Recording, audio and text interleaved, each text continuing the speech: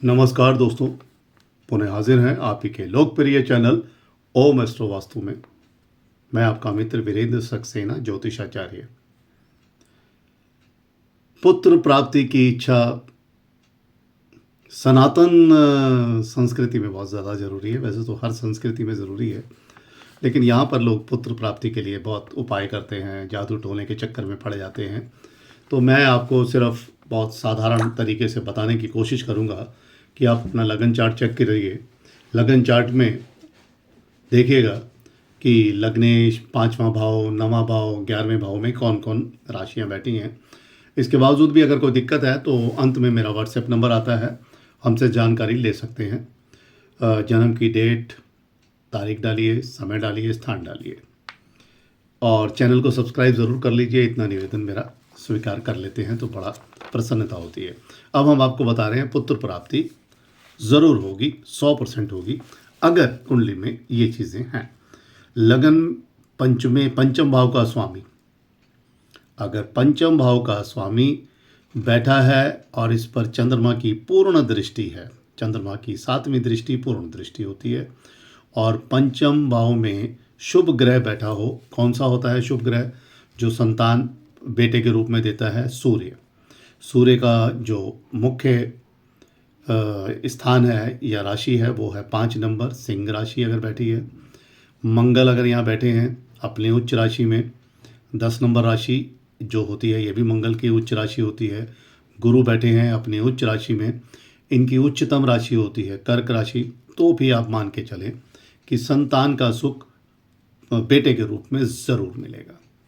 मंगल की इस 5वें भाव को मजबूत करने के लिए कोई और ग्रह बैठा है, मान लीजिए कोई ऐसा ग्रह बैठा है जो जैसे शुक्र बैठा है उच्च का, लड़की की कुंडली है, पावरफुल हो गया लड़की की कुंडली में शुक्र, लेकिन उसको संतान प्राप्ति के रूप में पहली संतान बेटा प्राप्त करने के लिए ये देखना ज़रूरी होगा कि 5वें भाव के ऊपर मंगल की पूर्ण दृष्टि हो।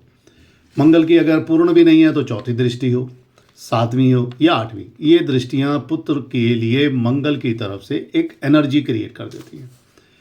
पंचम जो है, पंचमेश यानी 5th भाव का जो स्वामी है, कोई भी ग्रह बैठा है, मान लीजिए यहाँ पर 10 नंबर राशि है और मंगल बैठे हैं, तो 10 नंबर राशि के कारण कौन सा हमारा पंचम का स्वामी पंचमेश हो गया? वो हो गए शनि।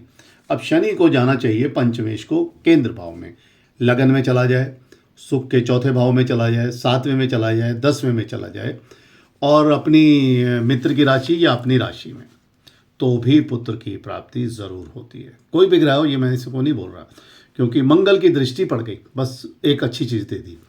पंचमेश जो 5th का स्वामी है केंद्र में हो या त्रिकोण में हो, जिसको धर्म त्रिकोण बोलते हैं, 1 4 7 10, या 9वें भाव में हो, 5वें भाव में खुद बैठा हो तो वाह वाह, फिर तो कोई रोक ही नहीं सकता, और 11वें भाव में हो।